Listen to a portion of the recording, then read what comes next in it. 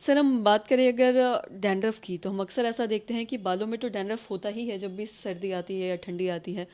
साथ ही साथ हम कई बार अक्सर ये भी देखते हैं कि पलकों में भी डैंड्रफ होने लगता है लोगों के। ऐसा क्यों होता है? क्या ये कोई बीमारी है? और अगर होता है तो क्या कुछ इसका उपाय या इलाज है, आपसे जानना चाहेंगे। देखिए, पहले तो ठंड ने दस्तक दे दी है। अपने मौसम पर कहा, ठंड में आँखों के देखभाल के लिए कुछ छोटी-मोटी सावधानियाँ करनी होगी। कि देखिए, ठंड में आँखों में अभी एलर्जी की सीज़न होती है। लोग को एलर्जी होते हैं, आँख में खुजली होता है, आँख में लाली आती है, सब दिक्कतें होती हैं। तो अगर आँख में एलर्जी हो रहा है तो एंटी एलर्जिक आई ड्रॉप या स्टेरॉयड आई ड्रॉप का प्रयोग करना पड़ सकता है।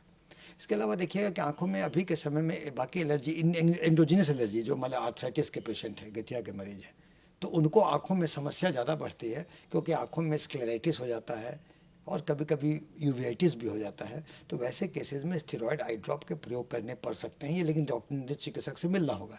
तो आँखों में अगर आपको दर्द हो, लाली हो, तुरंत नेत्र चिकित्सक से मिले। या आँखों में अगर कांची हो, पानी आए, तो उससे भी नेत्र चिकित्सक से मिले। इन्फेक्शन भी हो सकता है आपको।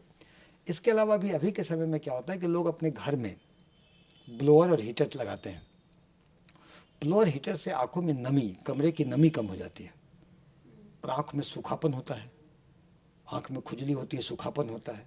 तो वैसे में आप ध्यान रखें कि अगर आप कमरे में हीटर वगैरह लगाते हैं तो एक बाल्टी में तौलिया डाल के कपड़ा वहाँ रख दें, ताकि मौसम की या कमरे की आर्द्रता यानी ह्यूमिडिटी बनी रहे, ताकि आंखों में सूखापन आपके नहीं हो। ये देखने की चीज़ है। और इसके साथ गांव देहात में देखिए कि अभी के समय में लोग बाहर में वो आग तापते हैं।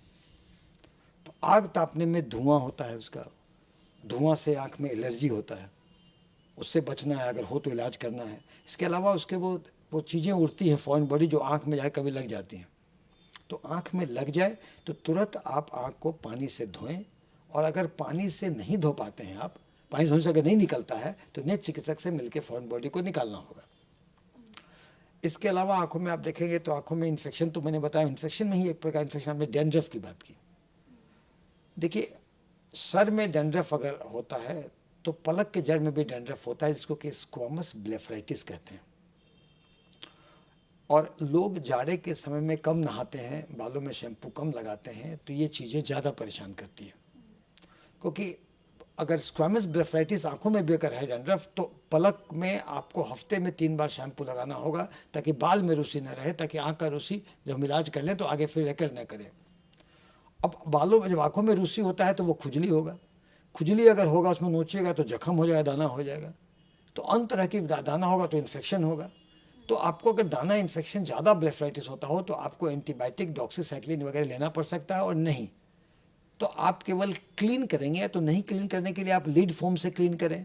उससे नहीं तो आप आराम से रुई को सुसुम पानी में देके पलक को आप साफ करें, ताकि अंदर से पलक के जड़ से डैंड्रफ निकल जाए। इसके बाद आप एंटीबायोटिक ऑइंटमेंट लें और आँख को मलें, ताकि ऑइंटमेंट पलक के जड़ में जाए और आपका वो आगे रेकर होने से बचे। तो लीड हाइजीन, स्काल्प हाइजीन, इसके अलावा आंखों में जब आप दवाई का इस्तेमाल करें तो इससे वो डैंड्रफ नहीं रहेगा और नहीं तंग होगा। लेकिन अगर फिर रेकर करता है तो फिर करना है हफ्ते 2 महीने में, लेकिन हाइजीन मेंटेन करना है। तो ये चीज़ें ठंड में ये परेशान करती है।